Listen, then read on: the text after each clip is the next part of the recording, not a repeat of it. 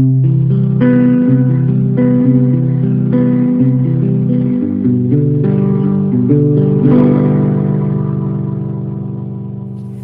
à tous, j'espère que vous allez bien.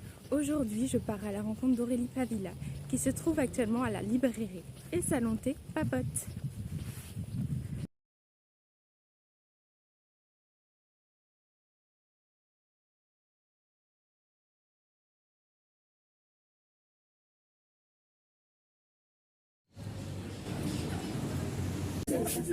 Bonjour Aurélie, comment vas-tu?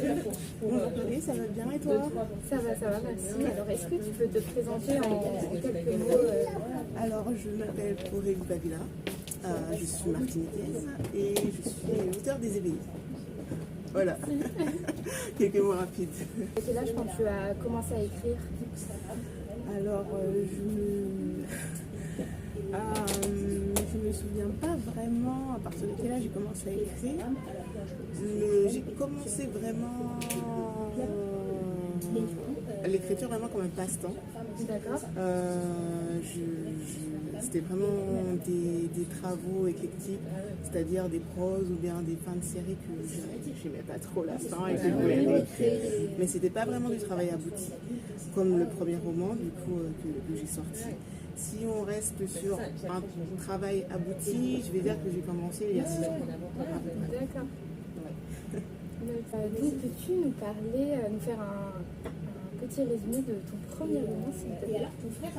Alors, les éveillés, en fait, le début des éveillés, c'est une histoire assez particulière parce que j'ai commencé à écrire cette histoire quand je traversais une étape un peu difficile de ma vie. En fait, je pense que chaque personne, quand on est enfant, on a des rêves, on a des objectifs. Et du coup, on fait en sorte de les réussir. Donc moi, j'ai quitté mon île, je suis venue sur la métropole, loin de ma famille, etc., en ayant vraiment des objectifs en tête. Et à un moment donné, aucun de mes objectifs n'arrivait à aboutir. Et ça a fait que j'étais vraiment dans une période de remise en question profonde. Et je me disais, mais qu'est-ce qui ne va pas? Pourquoi j'arrive à rien faire? Pourquoi un projet ne fonctionne? Et du coup, j'ai commencé à faire des recherches sur le développement personnel, surtout plein de livres où j'ai lu sur la confiance en soi, etc. Donc je me suis posé la question, est-ce que le problème ne viendra pas de mon manque de confiance en moi? Et pourquoi cela expliquerait peut-être pourquoi je n'arrive à rien faire en fait.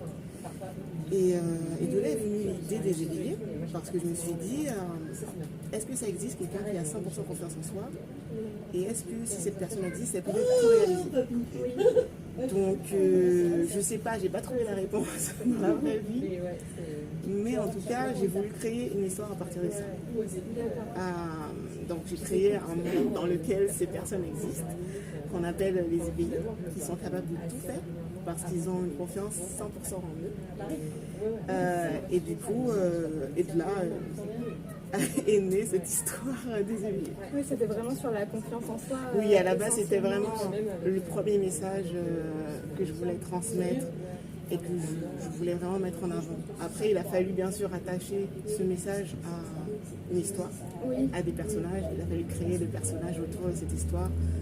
Et du coup est venue l'idée des 2 jeunes protagonistes, qui sont des femmes, parce que j'ai choisi des femmes, parce que je trouve que c'est plus simple pour moi d'écrire du point de vue féminin, parce que je suis une femme moi-même.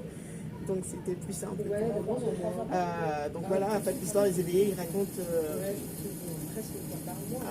l'histoire de Céline et Mélina, qui cherchent à se venger, on va dire, de quelqu'un, et qui font partie effectivement de cette communauté des éveillés. Et du coup, quand tu écrivais du point de vue de ces personnages féminins, est-ce que tu arrivais à te glisser dans leur peau? Alors, c'est assez important pour moi, du coup, quand j'écris, de me mettre à la place des personnages. D'accord. Okay. Parce que pour me dire comment ce personnage peut réagir à une situation, je trouve que c'est vraiment important de me mettre à sa place, de m'imaginer comment je réagirais. Donc effectivement, certains personnages me mettaient dans leur position et je me dirais comment je réagirais. Et j'écrivais en fonction de ça. Après, il y a des personnages où je prenais totalement l'opposé de ce que je pensais. T'arrivais à te sortir de la peau de... Oui. C'est pas trop compliqué? J'ai réussi. Oui. J'ai réussi, c'est compliqué parce que après il faut savoir que quand on écrit un personnage, c'est vrai qu'on s'inspire de nous, mais il y a des personnages aussi où il faut quand même qu'ils ne soient pas tous identiques. En fait. C'est vraiment des pensées différentes et du coup ça fait que j'ai créé des personnages avec des idées totalement contraires à ce que je pense moi, pour vraiment différencier des héroïnes. C'est vrai que les héroïnes, je me mettais à leur place et je me disais, oh j'aimerais bien réagir comme ça dans telle situation. Et du coup ça a créé ce type de personnage, cette différence. D'ailleurs, les prénoms que tu leur as assignés, tu les as trouvés comment? Les prénoms des personnages.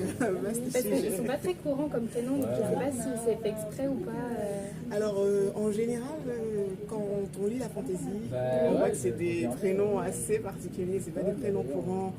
On ne trouve pas souvent dans la rue le type de nom qu'on trouve dans ce genre. Après, moi, lorsque j'écris et que je décide d'introduire un personnage, je le décris physiquement et en fait le premier nom qui me vient, en général je le garde. C'est-à-dire quand j'ai décrit Mélina ou Céline, c'était les premiers noms qui me sont venus et je les ai gardés. Parce que je me suis dit, je fonctionne à l'instinct, si c'est comme ça que le personnage doit s'appeler, alors il s'appellera comme ça. Après, il y a eu excuse-moi de t'interrompre. Après, il y a effectivement eu certains personnages où j'ai eu un peu du mal, ils sont rares, mais un peu du mal à trouver le bon nom parce que la sonorité du prénom ne sonnait pas vraiment comme un nom de quelqu'un qui vient d'une région particulière. Donc j'ai dû faire quelques recherches pour savoir, par exemple, comment s'appellent les personnes qui viennent de cette région et quel type de son, quel type qu'on entend dans leur prénom. Et du coup là, je me remettais à réécrire et c'est le même processus. Le premier nom qui me venait, je le gardais. Et après, tu as regardé si les prénoms avaient une réelle signification. Est-ce que ça correspondait au personnage Je n'ai pas vraiment regardé si ça avait une réelle signification. Je ne sais pas si Céline, ça a une signification ou pas, ou Milena, ça a une signification. Mais moi, je trouve que ça correspondait, lorsque j'ai pris du recul, pour moi, c'était mes personnages. Ils avaient ce prénom et je ne pouvais pas les changer. La petite anecdote. Le seul personnage où j'ai eu du mal, c'est le petit garçon. J'ai changé son nom beaucoup de fois. Je ne sais pas si tu vois de qui je parle. Le petit garçon qui est toujours avec Céline. C'est lui très mystérieux comme personnage. J'ai changé son nom beaucoup, c'est le seul en fait, je crois. C'est le seul vraiment que j'ai un peu eu du mal. J'ai changé son nom plusieurs fois. Oui, ok. Voilà. C'est cool, hein. Là, je sais que tu as bientôt fini d'écrire le 10e tome, mais est-ce que dès le départ, tu connaissais la trame de toute la trilogie ça t'est venu comme ça Alors en fait, quand j'ai commencé à écrire Les Éveillés, j'avais déjà la fin. J'ai commencé totalement par le... En fait, j'avais la fin de l'histoire. Je voulais que cette histoire, elle se termine comme ça. J'avais déjà la fin. Ensuite, j'ai eu le début. Et ensuite, j'ai dû créer des péripéties importantes entre les deux pour faire en sorte que ça arrive à la fin. Quand j'ai commencé à écrire, du coup, j'avais déjà cette fin en tête, mais j'avais pas vraiment les liens entre les différentes péripéties, entre les différents moments. Donc ça me venait au fur et à mesure que j'écrivais. Pendant que j'écrivais une histoire, je me dis mais ça, j'aimerais bien que ça arrive. J'aimais bien qu'elle aille là et qu'elle fasse ça. Donc c'est des choses que je notais à côté et que du coup, au fur et à mesure, l'histoire se mettait en place. Et avec magie, je me suis entendue sur mes pieds, effectivement. Je suis contente. Et là, tu as une idée du coup de l'histoire des autres tomes ou Alors, petit secret, le tome, encore deuxième petit secret, le tome 2 et à la base le tome 1, c'était à la base l'histoire des éveillés, c'était 3 manuscrits. D'accord. Parce que comme le dit la légende de l'éveil, les éveillés pour pouvoir tout faire, ils ont besoin de maîtriser juste 3 choses. Et du coup, en fait, j'avais séparé mon histoire en 3 manuscrits. D'accord. Le premier manuscrit, c'était le tome 1 et le tome 2. Le tome 1 qui est sorti actuellement et le tome 2 qui est à venir. C'était le premier manuscrit en fait des éveillés.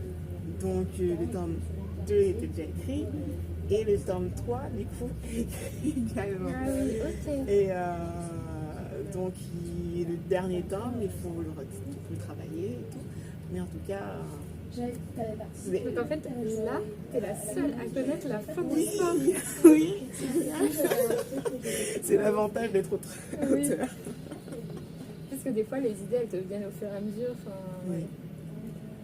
Mais il m'arrive, par exemple, là, je travaille sur la réécriture du tome 2, la relecture du tome 2.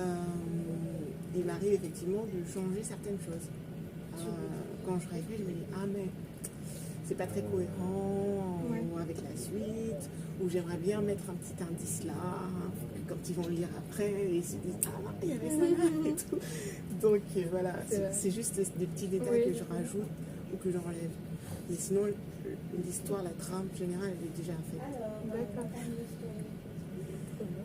Et du coup, vu que c'est ton premier roman, est-ce que ça n'a pas été trop difficile de trouver une maison d'édition Alors, pour être honnête, en fait, la recherche d'une maison d'édition en tant que jeune auteur, c'est très très difficile. C'est vraiment un parcours du combattant. Surtout dans le genre où j'évolue, la fantaisie. Au début, je cherchais toute seule. C'est vrai que je suis allée taper un peu à la porte des maisons d'édition que je connaissais, donc les plus connues. Oui. Et c'était un peu difficile. Souvent, en plus, les plus connus, c'est plus difficile d'y accéder. C'est beaucoup d'auteurs britanniques, anglophones, qui sont traduits, ou des auteurs qui ont déjà une base, des personnes qui les suivent déjà. Où au pire, il faut vraiment avoir une histoire qui sort du lot, peut-être taper vraiment dans l'œil d'une maison d'édition connue. En tout cas, moi, ça n'a pas été le cas. Donc, j'ai eu des premiers refus de ces maisons d'édition. Oui. Et après, j'ai croisé le chemin de personnes qui m'ont présenté d'autres petites maisons d'édition que je ne connaissais pas. Et du coup, dont le Lys Bleu, qui est une maison d'édition qui accepte vraiment de laisser sa chance aux jeunes auteurs. Et du coup, voilà, ils m'ont laissé ma chance. Et voilà. Donc, la sortie du premier. Et quelle est la pièce ou contexte dans lequel tu préfères écrire? Alors, où je préfère écrire, j'écris beaucoup dans mon salon. Oui. Parce que c'est un peu cocooning. J'ai mon plaid, j'ai mon petit canapé et tout, j'ai ma petite lampe à côté, donc j'aime bien écrire dans mon salon. Avant, j'aimais beaucoup écrire la nuit. Je sais qu'il y a d'autres auteurs, je suis tombée aussi dessus, qui aiment écrire la nuit. Et en fait, c'est vrai que je préfère écrire la nuit.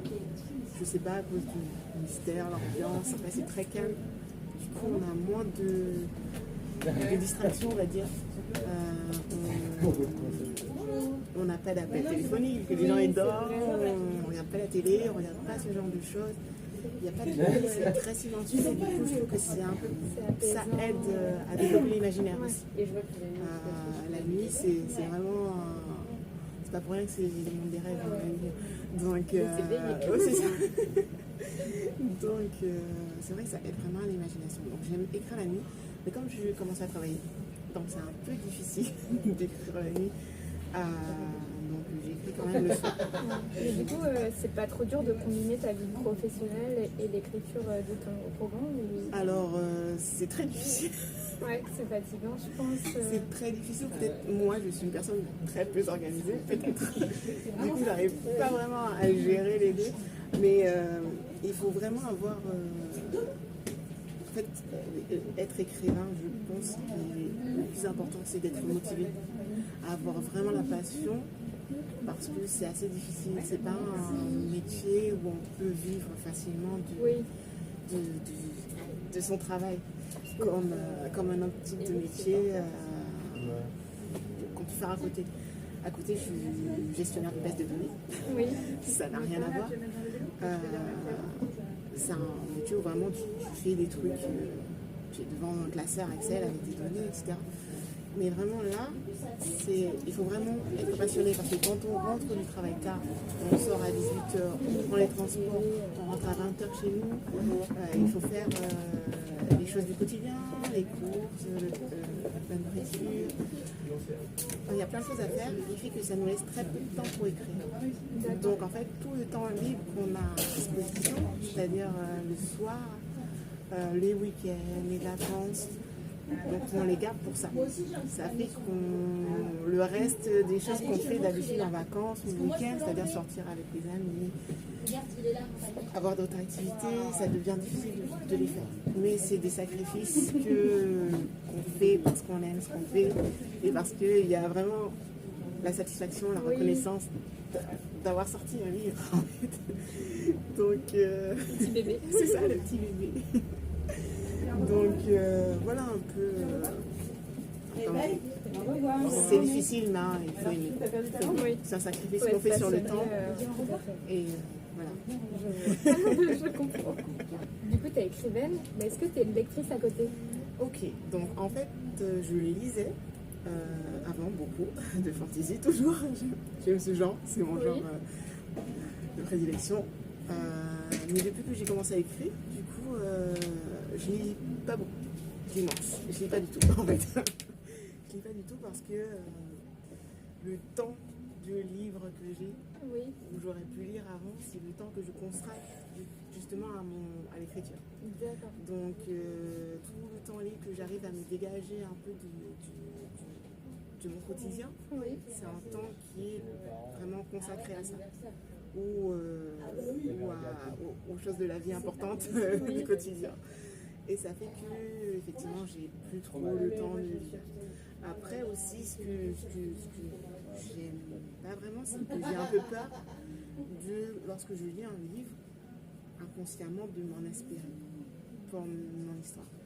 Et j'aime pas trop, tu vois, c'est un peu particulier de se dire on s'inspirait de l'histoire.